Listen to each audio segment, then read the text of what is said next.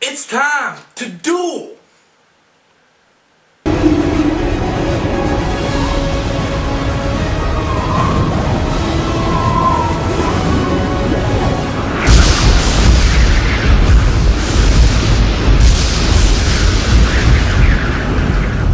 Hello everybody, welcome to StormsInc.com. I'm Robert Storms, and today we're going to play Yu-Gi-Oh! But not the cards. Xbox Live Arcade has added a new Yu-Gi-Oh! Game called Yu-Gi-Oh! 5D Decade Duels. And for me, this was an awesome thing because I have always been a fan of Yu-Gi-Oh! Whether it was the graphic novel mangas, the TV show, or the card game. Now, in the past recent years, the Yu-Gi-Oh! Card game got massively expensive, with new booster packs coming out almost every freaking month, and cards going to an outrageous price. I couldn't afford to play the card game anymore. I ended up selling my entire collection to my friend's brother for a couple $100s. And since then, I haven't been able to play anything involved with Yu-Gi-Oh! Not saying that I don't still like playing the game. The game is only 800 Microsoft, and personally, in my belief, I feel that this game is well worth the 800 Microsoft points. You can get 1,600 Microsoft points for $20 at any retail store, GameStop, so on. So divide that in half, comes to $10 for this game, which is a lot cheaper than the DS games. And basically, that's what that game is. Now, I'm not saying this game is without flaws. However, I do really love this game. On a couple of things, this game has over 1,000 cards available. And from what I understand, in the future, in the near future, Microsoft is going to issue booster packs, also on sale on Microsoft Live Arcade as downloadable content, and you can use Microsoft points to get more cards. But in the meantime, you can get more cards into your library by doing through the single player mode. The single player mode lets you go against a preliminary round to qualify for the tournament. You play against 3 people. If you win 2 out of the 3, you qualify for the tournament. Then you fight in a bracket which is best out of 3, and you have to fight in 3 rounds to win the tournament. Now, as you play these rounds, depending on how many points you acquire through the duel, you will be issued more cards at the end of the round. I find this awesome. I love this idea, and the fact that they have this makes you want to play this more and more to get more cards.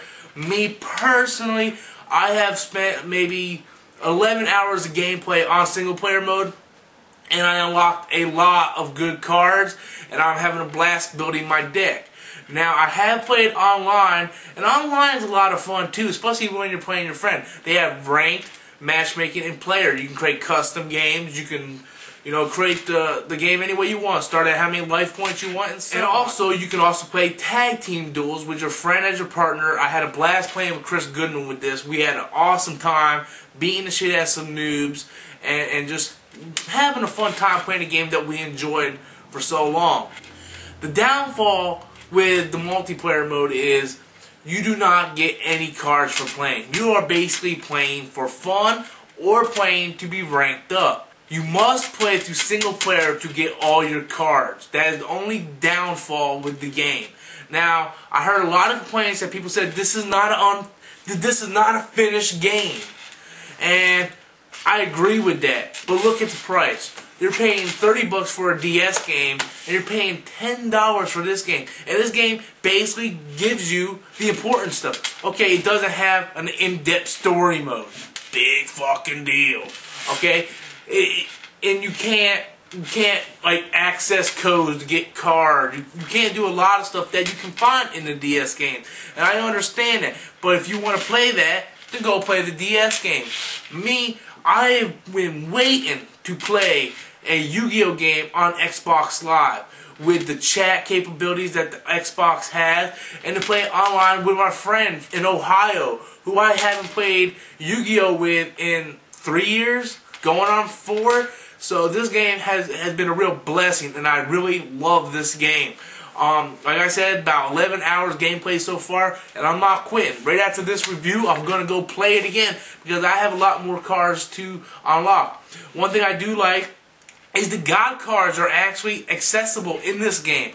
When I was playing through the tournament, after one round that I won, I actually got Obelisk the Tormentor, and he works exactly as he does in the TV show.